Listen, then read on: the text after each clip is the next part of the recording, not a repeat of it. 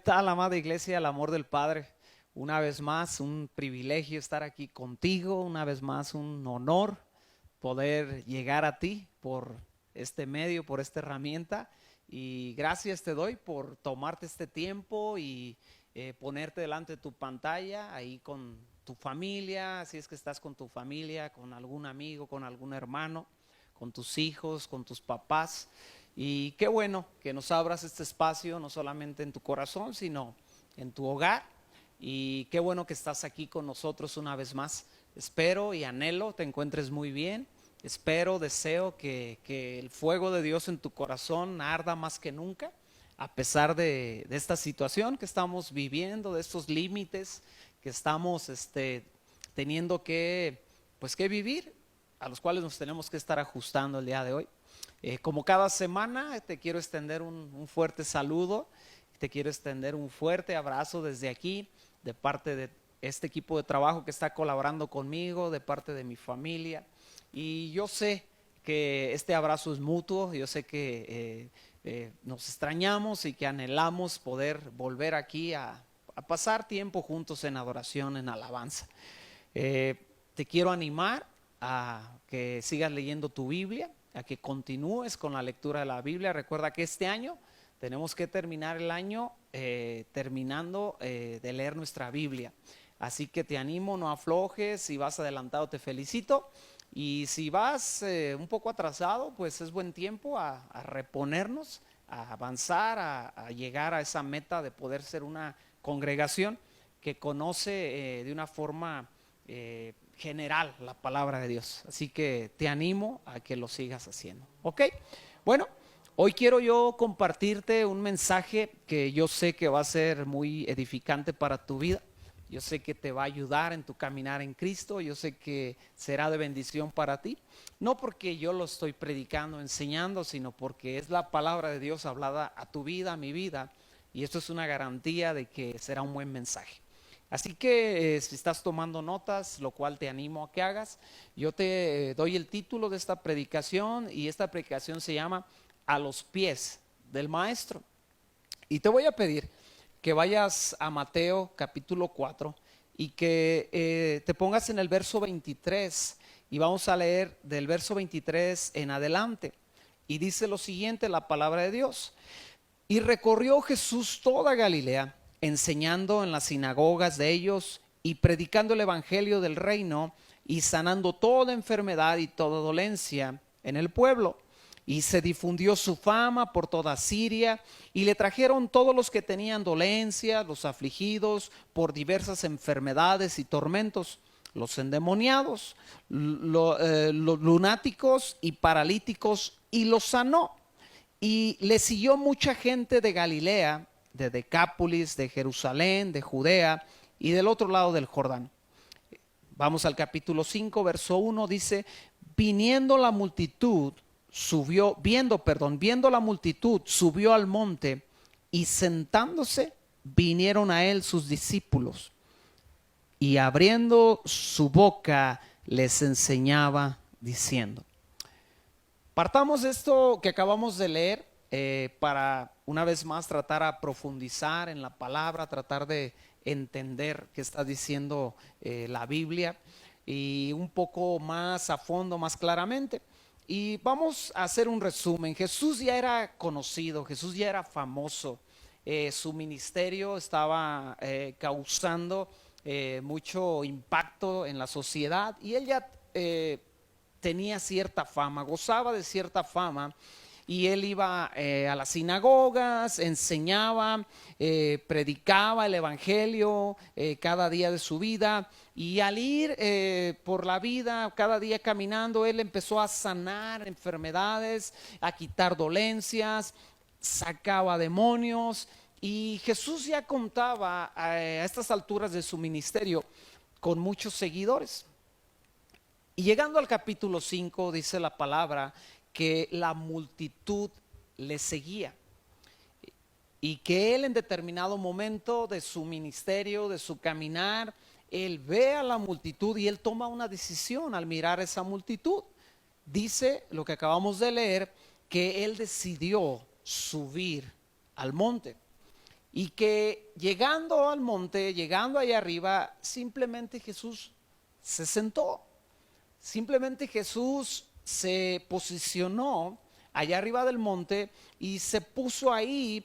Y sabes, uno debe de imaginarse qué estaba ocurriendo, qué estaba pensando la gente, que el cuadro, cómo se veía. Si tú estuvieras ahí, ¿qué estarías pensando al ver al gran sanador, al gran predicador, al gran profeta, aquel que se hacía llamar el Hijo de Dios, hacer tantos milagros y de repente subir a un monte y simplemente sentarse? Y sabes, yo creo que muchos estaban al pie del monte esperando más milagros, esperando más señales, más prodigios, esperando tal vez que Jesús levantara sus manos y hiciera señales extraordinarias y cosas aún místicas que suele ser que a las multitudes les gusta, o a algunos de las multitudes les gusta ver.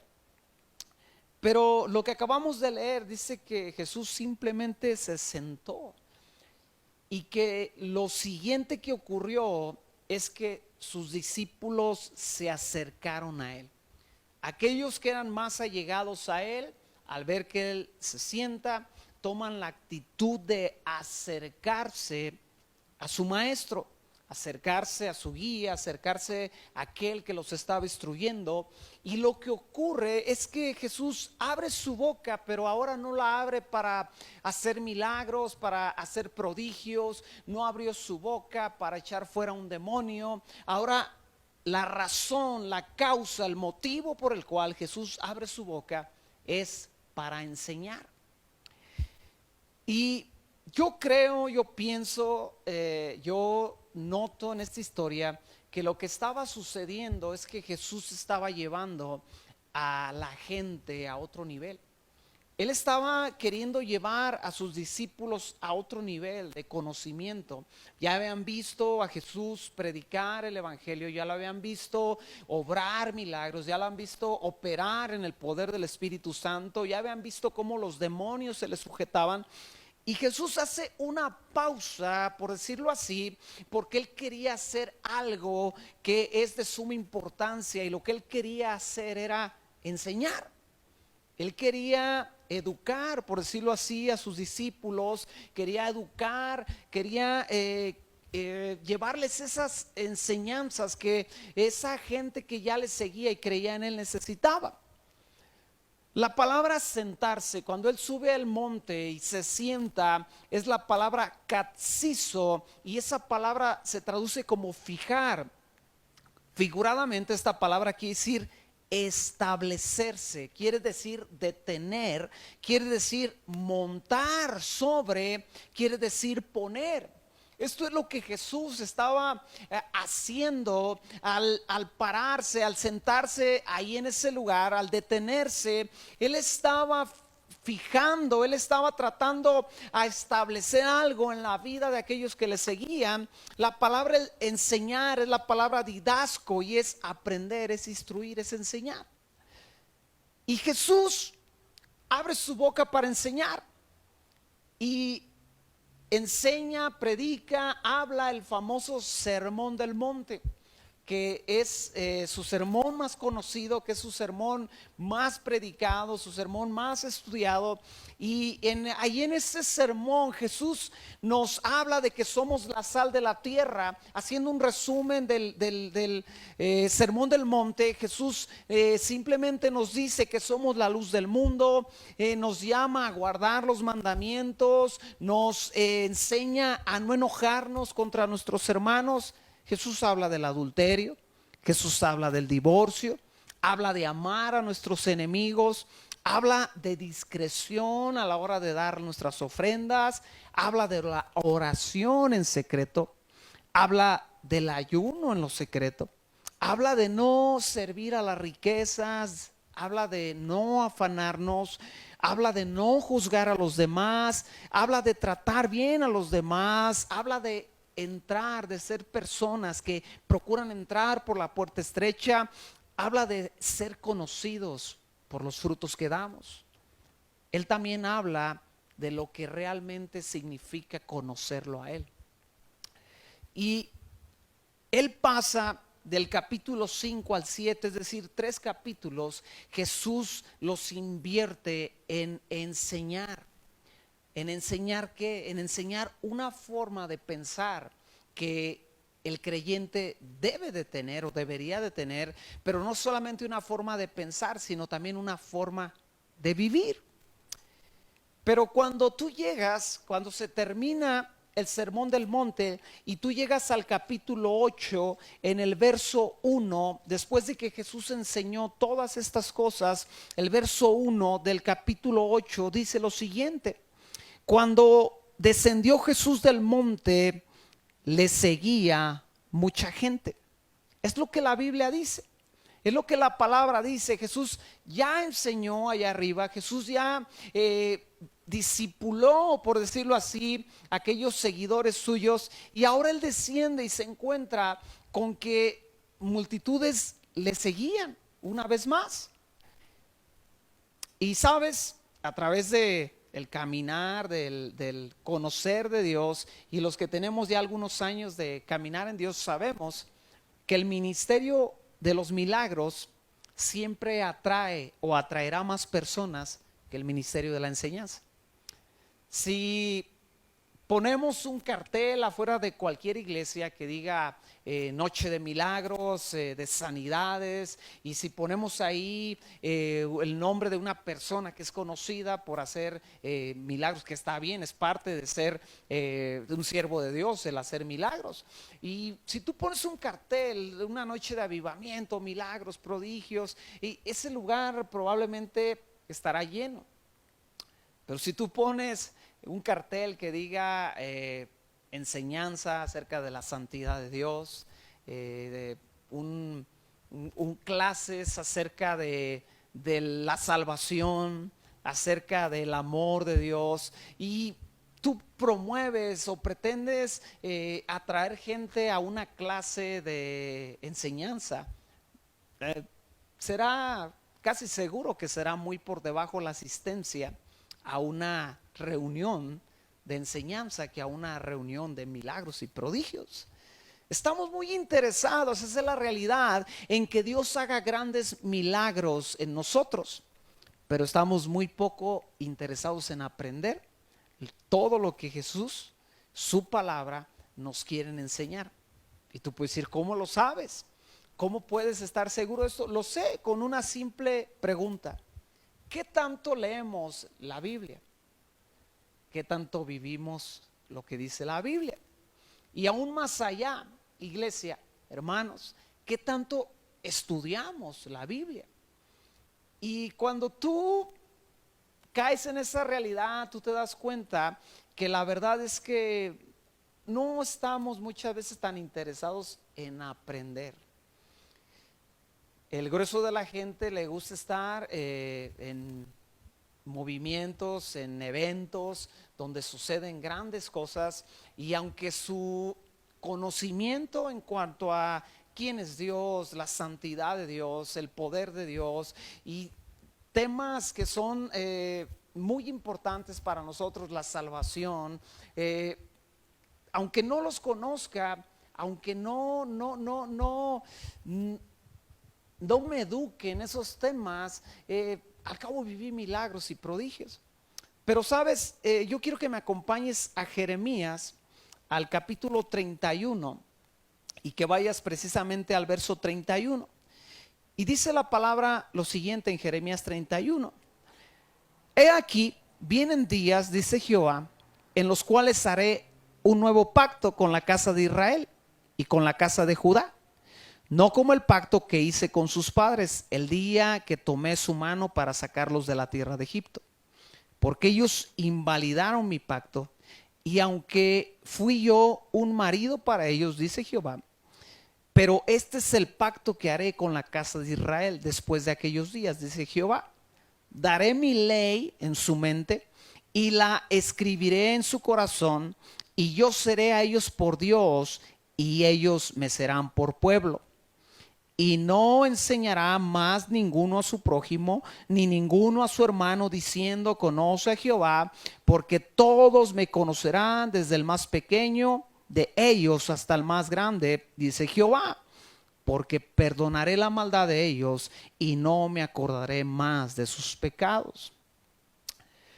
Lo que acabamos de leer dice lo siguiente, dice que Dios haría un nuevo pacto. No como el pacto que hizo con los hebreos en la antigüedad. Este pacto tendría la característica, este nuevo pacto, de poner la ley en mi mente, en tu mente. Este pacto tendría la habilidad de escribir la ley de Dios en mi corazón, y tendría la cualidad, tendría la característica de que yo podría conocer a Dios personalmente. Dice que en este pacto nadie le tendría que decir a su prójimo, conoce al Señor, porque todos le conoceríamos desde el menor hasta el mayor. Pero ¿cómo funciona esto? ¿Cómo es que este nuevo pacto, que obviamente entendemos, sabemos, y es obvio que estamos hablando del pacto a través de Cristo, a través del sacrificio de Cristo? ¿Cómo funciona esto? ¿Cómo es que Dios va a escribir su ley? Va a poner su ley en mi mente. ¿Y cómo es que Él va a escribir su ley en mi corazón? ¿Cómo funciona esto? Porque esto no es algo... ¿cómo le digo? O sea, no es algo simplemente que se queda en palabras religiosas, no es algo místico, es algo que sucede literalmente al cristiano, al creyente, al Hijo de Dios. Pero yo te quiero hacer una pregunta, ¿para qué se escribe algo? Y la realidad es que se escribe algo para que lo que se escriba sea leído por alguien. Y si eso que yo escribo no lo leo o no lo lee la persona a quien se la escribo, pues de nada servirá lo que escribí. Yo puedo escribir una carta muy hermosa a mi esposa y dejársela ahí en el librero, en la sala, en algún lugar que yo sé que ella va a estar, que va a llegar. Y yo puedo dejar esa carta diciendo cosas hermosas acerca de quién es ella para mí, lo importante que es para mí, y puedo derramar mi corazón en un papel y ser tan transparente, ser tan objetivo en lo que quiero que ella entienda.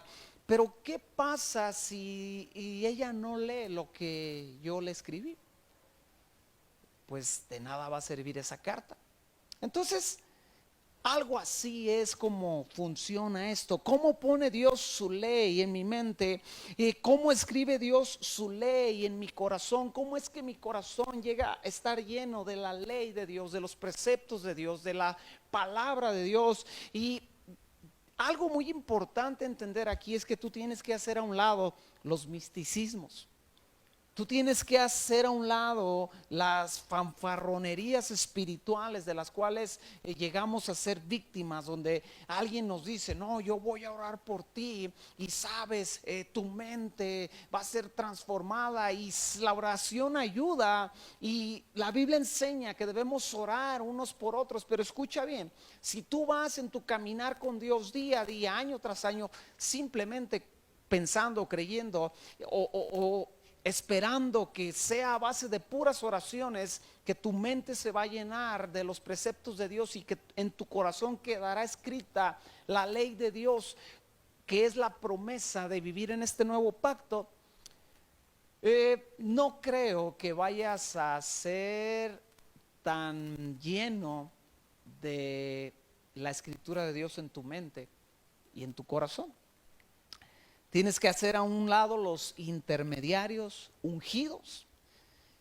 Esto es algo entre tú y Dios.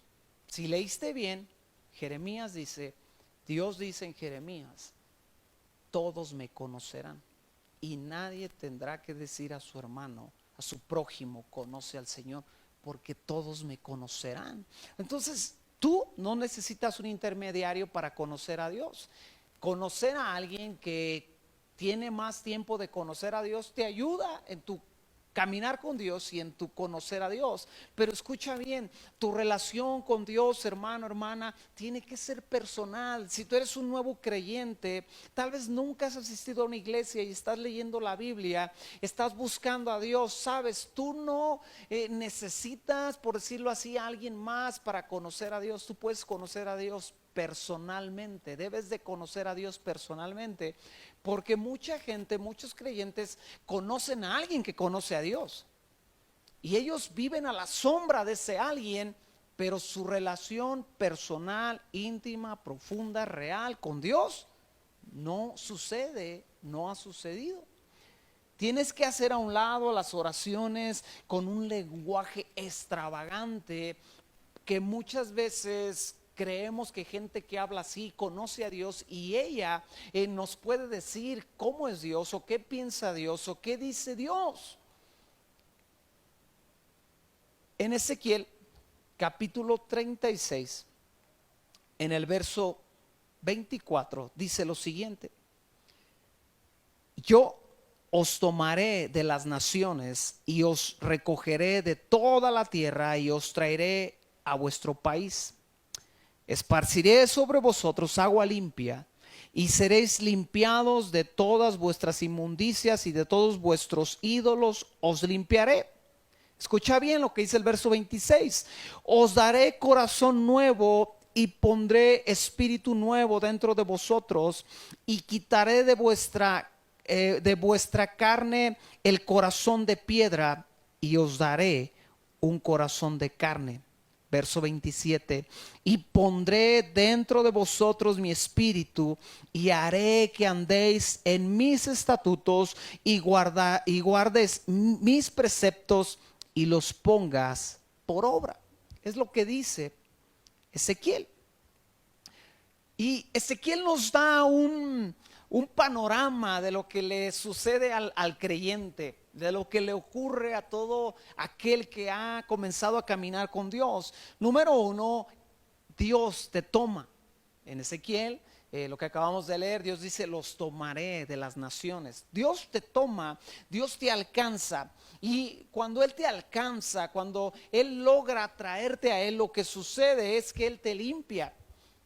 Aquí dice que esparcirá agua, pero en nuestro caso, en el pacto en el cual tú y yo estamos viviendo, Él nos limpia con la sangre de Jesús.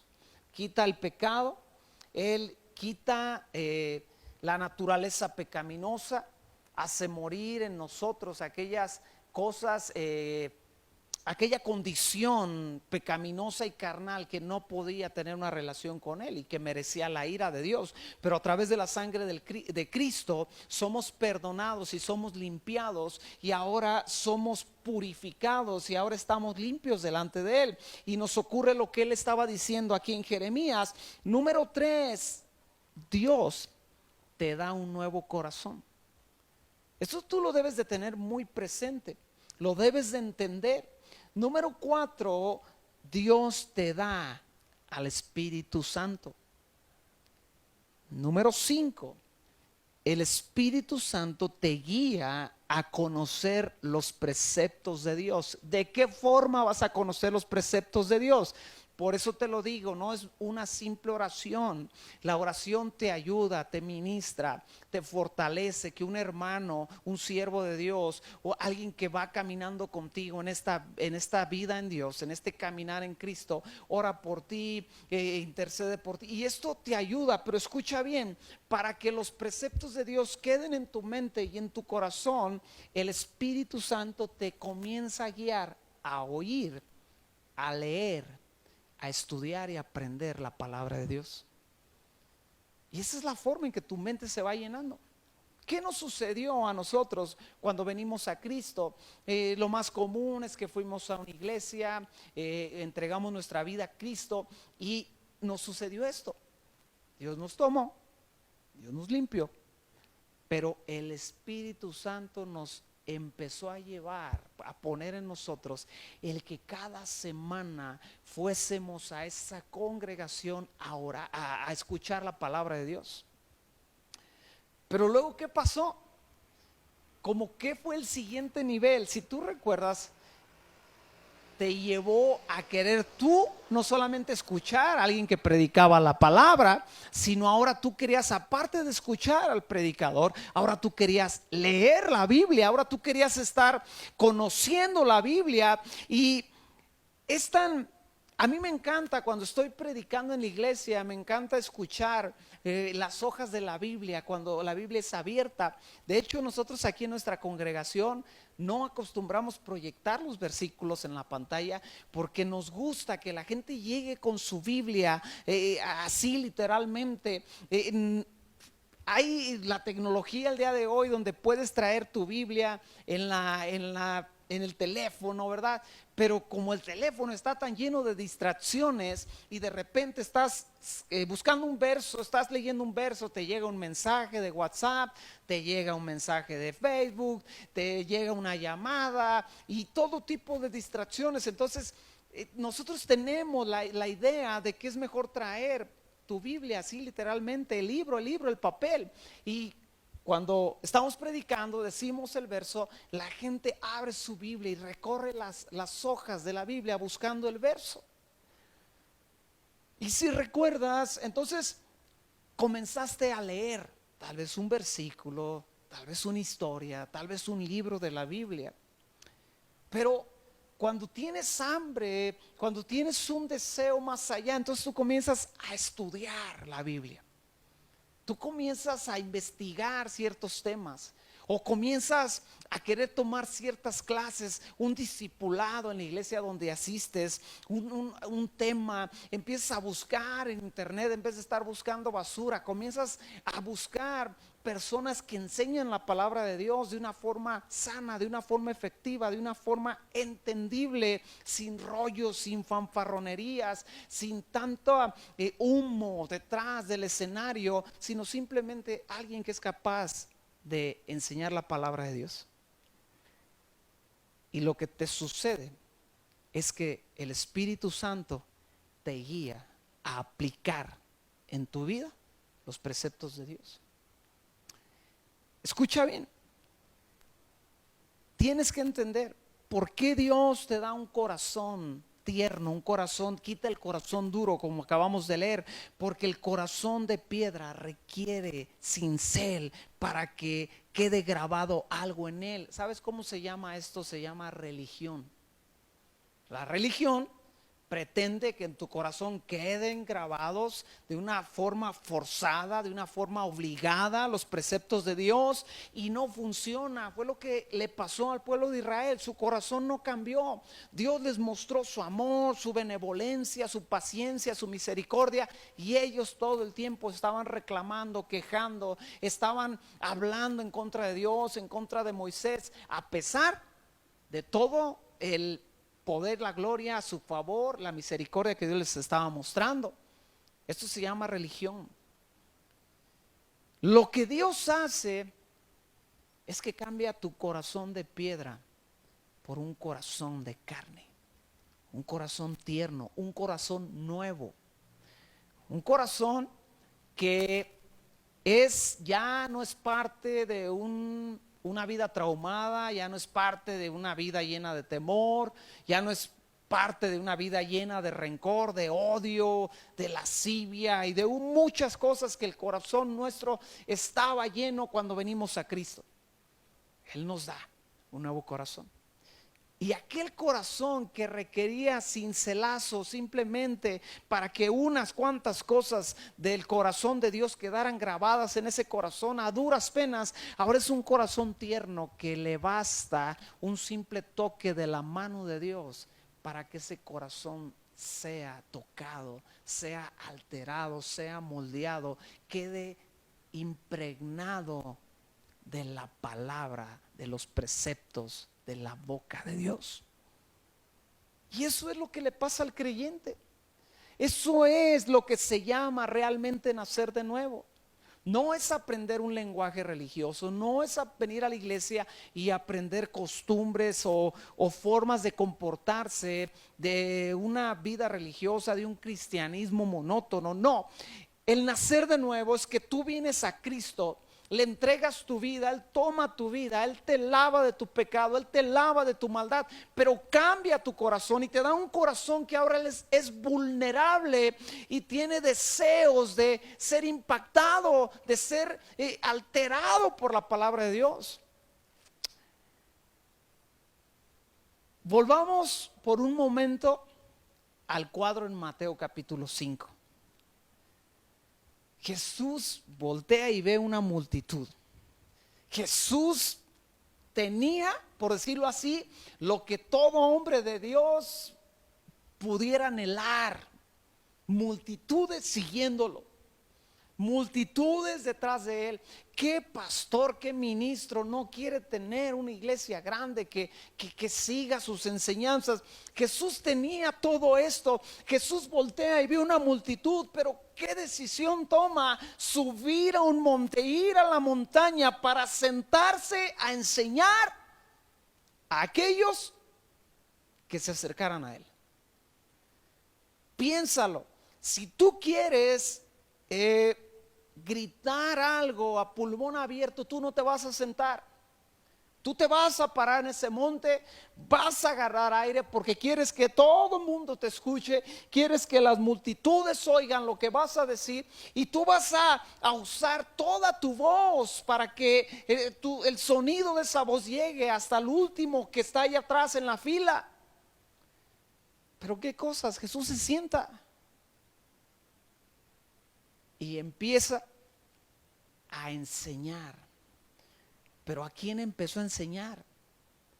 A aquellos que tenían la capacidad de acercarse, el deseo de acercarse, aquellos que tal vez a cierta distancia no oían lo que Jesús estaba diciendo, pero aunque Jesús no estaba haciendo milagros y prodigios, a ellos les interesaba saber lo que Jesús estaba diciendo. Y se acercaron y lograron aprender y entender algo que los que estaban simplemente en la multitud pidiendo milagros no habían entendido. Es impresionante que tú vas a las redes sociales y encuentras a un maestro de la palabra, no tiene muchos seguidores. Cuando comenzamos esta serie de grabaciones, por la situación en la cual estamos, de que no podemos venir a la congregación, si tú recuerdas, el primer domingo que no hubo reunión aquí en este lugar, pusimos lo que llamamos un invitado especial al hermano Sugel Michelén. Y alguien me dijo, alguien que lo vio y estaba sorprendido con su enseñanza, dijo: no, este hermano enseña muy bien y me encantó su forma de enseñar y de predicar la palabra, pero me hizo algo, me enfocó en algo, me apuntó hacia algo que es real. Me dijo: sabes, no tiene muchos seguidores. Jesús no tenía muchos seguidores cuando enseñaba. Jesús no tenía multitudes cuando iba a las cosas que calan en el corazón. La gente quiere seguir milagros y prodigios, quiere ver enfermos sanados, y es parte de lo que la iglesia tiene que hacer. Pero cuando esa multitud escucha un mensaje, una enseñanza que confronta su corazón y le lleva a perdonar o le advierte acerca de la falta del perdón, creo que ahí no queremos estar tan cerca, y creo que ahí nos alejamos lo más que podamos, porque eso inquieta y no agrada a un corazón que no quiere cambiar.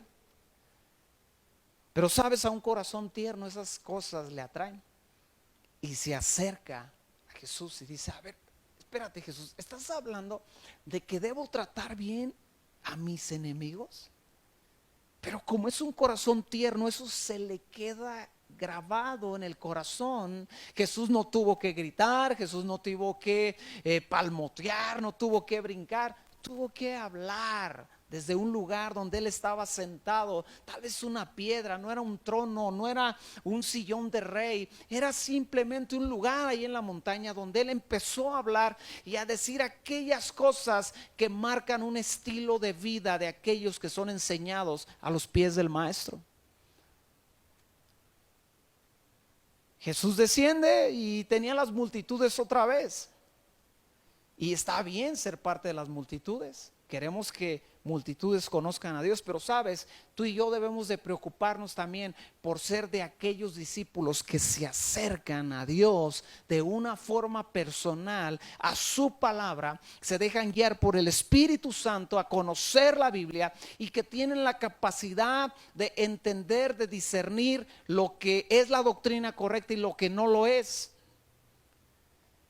Te decía que es interesante que maestros de la palabra de Dios que predican así sencillamente la palabra sin fanfarronerías no tienen tantos seguidores como aquellos que salen con humo, con farolas y con caras extravagantes y usan un lenguaje místico para decir cosas, se autonombran que es esto, que es aquello y que el otro, y va la multitud detrás de ellos. Usan un lenguaje, un estilo tan peculiar, tan místico que la gente le encanta. Y vas y no sé cuántos miles de seguidores tienen. ¿Sabes por qué hay lugares donde la gente prefiere ir y pagar por una bolsa de sal, por una bolsa de tierra que le dicen que la trajeron de no sé dónde, por una botellita de agua que si se la toma va a suceder milagros en su vida y que se la... Porque es gente que no quiere perdonar. Es gente que no quiere cambiar su corazón. Quiere seguir con un corazón lleno de cólera, de ira, de amargura, pero el precio que tiene que pagar es simplemente unas monedas por una botellita de agua que le dará los mismos resultados, supuestamente, que sentarse a los pies del maestro con un corazón tierno, a que ese corazón tierno sea grabado por el dedo de Dios, con las verdades de Dios, con la sabiduría de Dios. Iglesia, tenemos que despertar a esa realidad. Tenemos que ir a Dios, acercarnos a Él y hacer lo que hicieron estos discípulos. ¿Sabes qué está sucediendo aquí en este cuadro de Mateo capítulo 5? Dice que subió al monte, se sentó, los discípulos vinieron a Él, Jesús abrió su boca y Jesús enseñó. Si vamos a Hebreos capítulo 10, en el verso 12, el escritor de Hebreos capítulo 10 nos dice lo siguiente, en el verso 12 en adelante: pero Cristo, habiendo ofrecido una vez para siempre un solo sacrificio por los pecados, se ha sentado. Escúchalo bien, cómo dice se ha sentado. Si hay alguien a tu lado, dile se sentó. Pero ahora se sentó, dice la Biblia, a la diestra de Dios.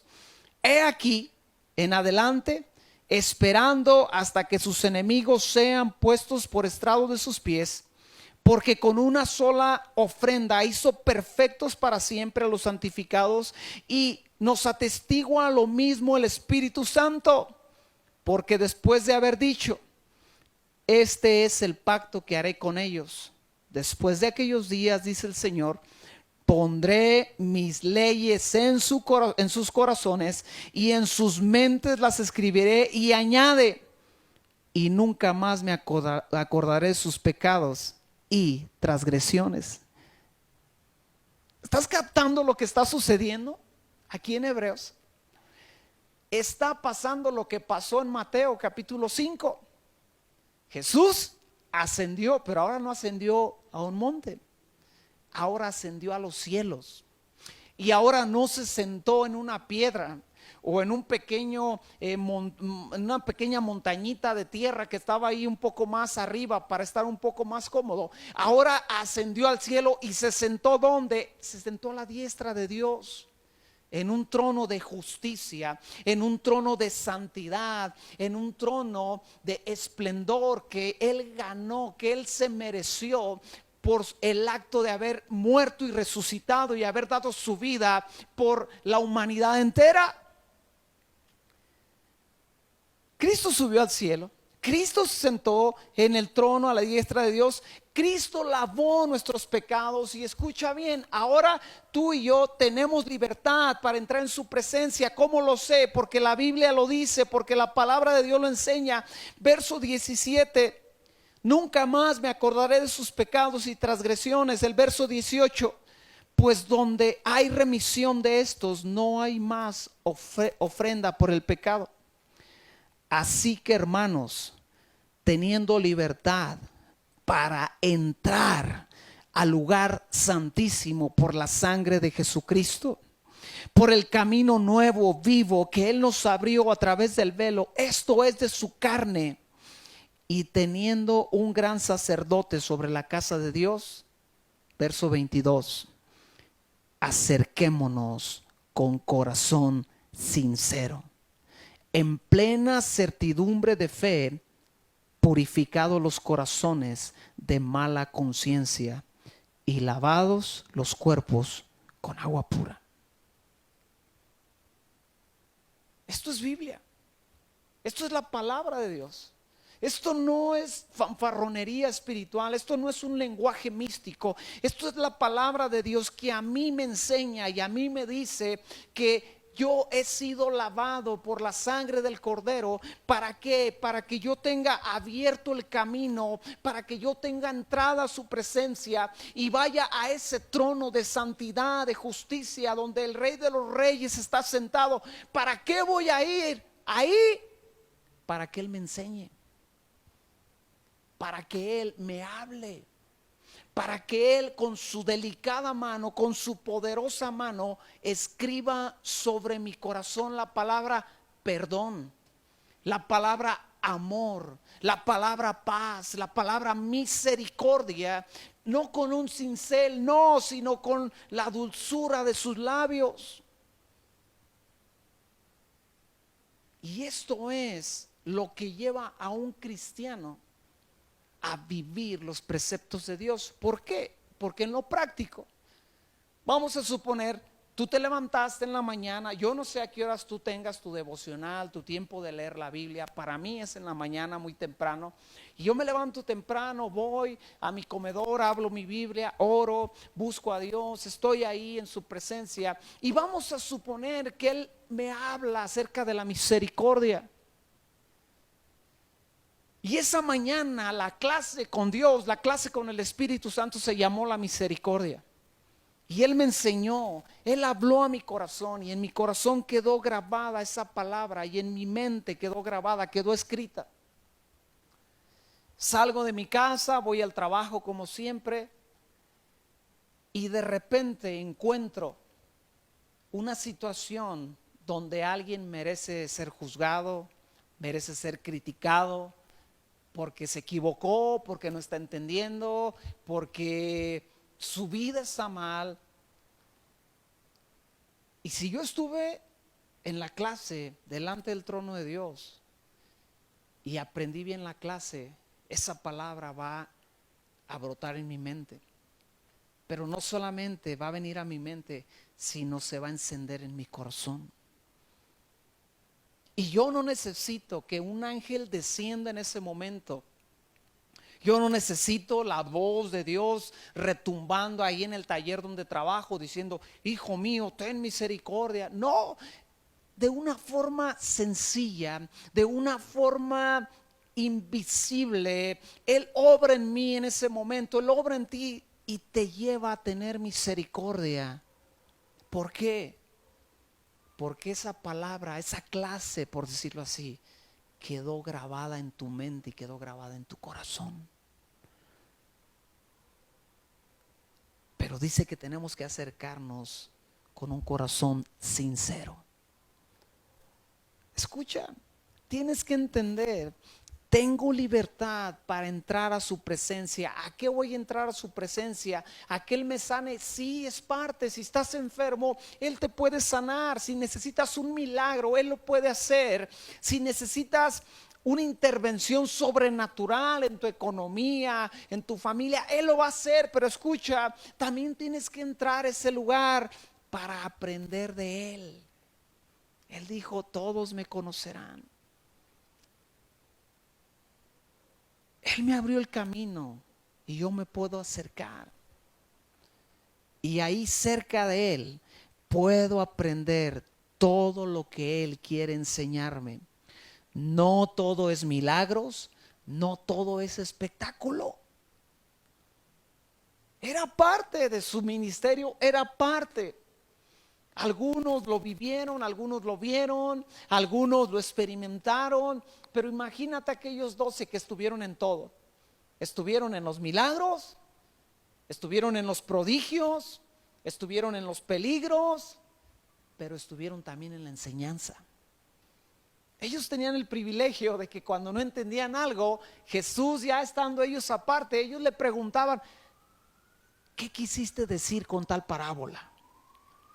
Y Jesús ahí, aparte, no en la multitud, sino aparte, solamente ellos, en el círculo íntimo de ellos, Él les aclaraba las dudas. ¿Sabes cómo debería de ser la vida de un creyente? Un creyente debería de ir a la iglesia a confirmar solamente lo que Dios ya le enseñó en la semana. Esa es un creyente que viene a Dios, que viene a la palabra, que es educado en casa por el Espíritu Santo. Cuando va a una predicación, simplemente comprueba que los apuntes de su corazón coinciden con los apuntes del predicador aquel domingo sobre el púlpito. Y entonces dice ese creyente, esa hermana, ese hermanito, dice: no manches, eso fue lo que Dios me estaba hablando en la semana. Eso lo leí, lo que el pastor está leyendo. Pero cuando no eres así, prendes tu tele y está cualquier persona diciendo cualquier bola de cosas que no tienen nada que ver con la palabra. Te está diciendo que des un billete para que tengas la casa de tus sueños. Te está diciendo: mándame el dinero para que tu milagro ocurra. Te está diciendo: toma esta agua, que más ligado a la Biblia está ligado a la brujería. Y la multitud corre. ¿Por qué corre detrás de ellos? Porque en los apuntes de su corazón no hay nada. Porque no fueron a la clase en toda la semana con el Espíritu Santo.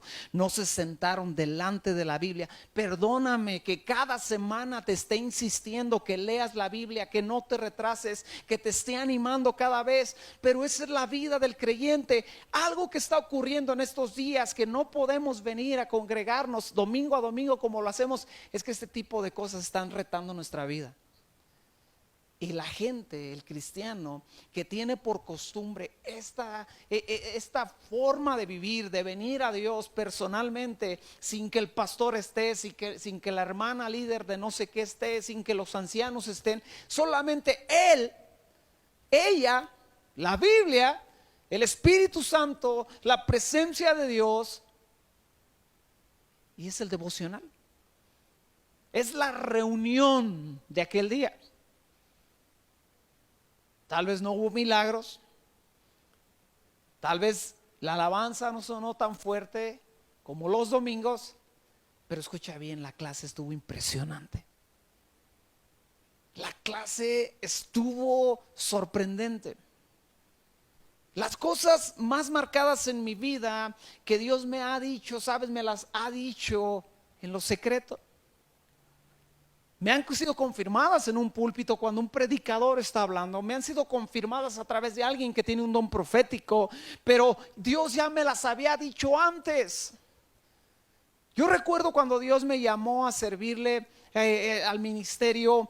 Y estaba por ocurrir un congreso en la Ciudad de México. Y yo iba con la siguiente pregunta: Señor, ¿tú me has llamado o no me has llamado a dirigir, a ser parte de un liderazgo en la iglesia, a determinado momento pastorear la iglesia, apoyar a mi pastor, a pastorear la iglesia? Me has llamado a esto. Yo quiero saber, Dios, porque había una inquietud en mi corazón desde aquellos días por servir a Dios de una forma, ¿cómo te digo?, más comprometido, de una forma más estando de lleno en la iglesia. Y yo recuerdo que fui a aquel congreso Y en determinado momento del congreso, mientras había un predicador, el que era mi pastor se levantó de su asiento que estaba hasta adelante, vino caminando por el pasillo. Yo estaba pegado al pasillo y simplemente tocó mi hombro y me dijo: ven, quiero hablar contigo. Y fuimos al área del comedor y me dijo: ahorita que estaba sentado allá, Dios me empezó a hablar y me dijo acerca de invitarte a comprometerte más en la iglesia y empezar a trabajar más en la iglesia. Pero a mí Dios ya me había inquietado el corazón en lo secreto. Ya había estado en la clase de servir a Dios de una forma más intensa, de comprometerse más con un llamado de parte de Él hacia servir a su iglesia, hacia pastorear a la iglesia. Pero yo te pregunto, ¿qué tal que no hubiera habido esa relación, que no hubiera habido esa clase previa? El pastor me hubiera dicho y yo no hubiera sabido ni de qué me estaba hablando, aunque Dios mismo le hubiese movido el corazón hacia ese tema. Uno de los milagros más grandes que podemos experimentar, uno de los milagros más grandes que podemos experimentar es ser enseñados a los pies de Jesús mientras Él está sentado a la diestra de Dios, lleno de majestad y de gloria. Tal vez no has visto muchos milagros en tu vida, tal vez has caminado con Dios y parece ser que tu vida está de mal en peor. Muchos dicen: creo que me va peor ahora que creo en Cristo. Me quedé sin amigos. Pues sí, porque tus amigos no querían nada con Dios. Pero escucha bien, el milagro más grande que alguien puede vivir en su vida, a pesar de no ver muchos otros milagros, es tener la oportunidad cada mañana de levantarse, ir a un lugar de su casa donde solamente la única intención es estar con Dios, estar con su palabra, estar con el Espíritu Santo, y ahí en ese lugar crecer, en ese lugar aprender, en ese lugar ser alguien que es transformado, que sí, la predicación del domingo le va a fortalecer y le va a enfatizar lo que Dios ya le dijo. Sí, lo que le profeticen va a coincidir y le va a animar. Sí, la oración del hermano el domingo entre semana, la llamada, le va a animar porque lo necesita. Sí, pero todo eso ya tiene una base sólida, firme, y ese hermano está tan seguro de que Dios le ama que aunque nadie se lo diga, aunque el pastor no se lo diga, aunque en la iglesia nadie se lo diga, él está seguro que Dios le ama. ¿Por qué? Porque allá en la clase con el Espíritu Santo, en su corazón tierno quedó escrito cuánto Dios le ama. Iglesia, es tu herencia, es tu derecho, es tu lugar, debe de ser tu objetivo, estar a los pies del Maestro, estar a los pies de Jesús mientras Él enseña, tal vez en voz baja, tal vez sin milagros, tal vez sin luces, sin espectáculo, sin multitudes, pero ahí en ese lugar secreto te queda bien grabado quién es Él. Y no te queda solamente grabado aquí, te queda grabado aquí quién es Él. Amada iglesia, no podemos llegar al cielo sin haber leído el corazón de Dios.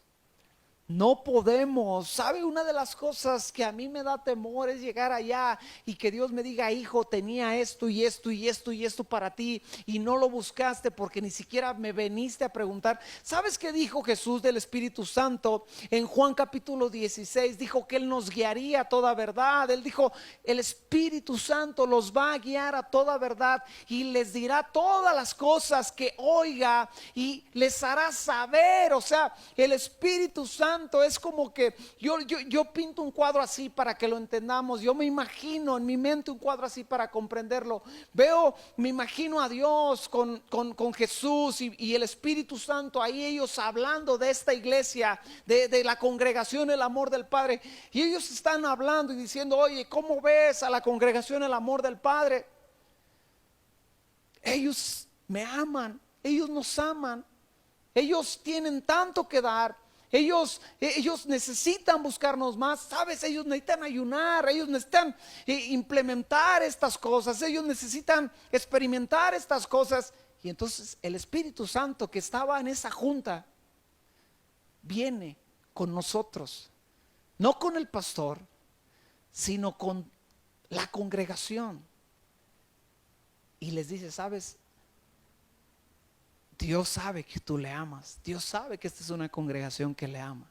Dios sabe que esta es una congregación que tiene algo para Él, que está en los planes y proyectos y en los sueños de Dios.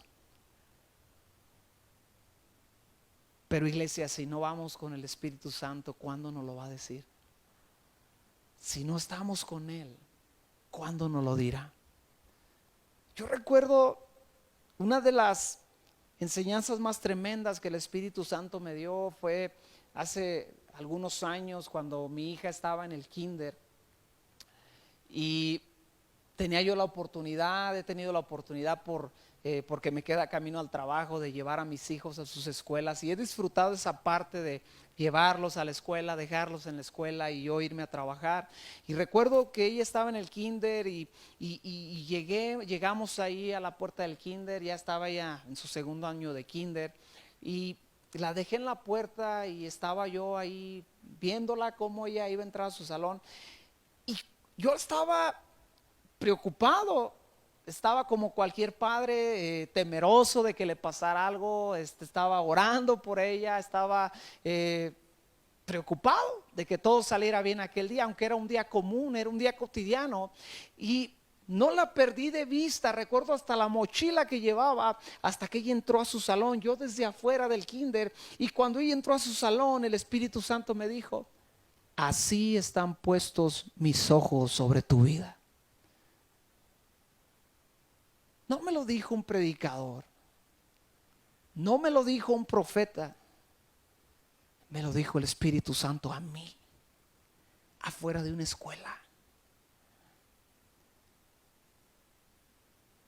Y no porque soy pastor, ni porque soy el ungido del Señor, no, sino porque Él es bueno y Él quiere que personalmente escuchemos de Él aquellas cosas que Él tiene que decirnos. Amada iglesia, te animo a buscar a Dios. No podemos venir a la iglesia, no sabemos cuándo vamos a poder venir a este lugar a congregarnos. Espero que pronto, anhelo como tú estar aquí contigo adorando a Dios. Pero escucha, es un tiempo de oportunidad, es un tiempo de experimentar a Dios en lo secreto, de experimentar a Dios de una forma personal. Los viernes no hay oración, ora en tu casa, cierra la puerta ahí donde puedas y enciérrate con Él, a orar con Él. A orar a Él, a adorarle a Él, tú y Él. No estábamos pudiendo salir a hacer todo lo que hacíamos. Nos podemos quedar en casa a leer las cartas de amor y de sabiduría que Él ha escrito para nosotros.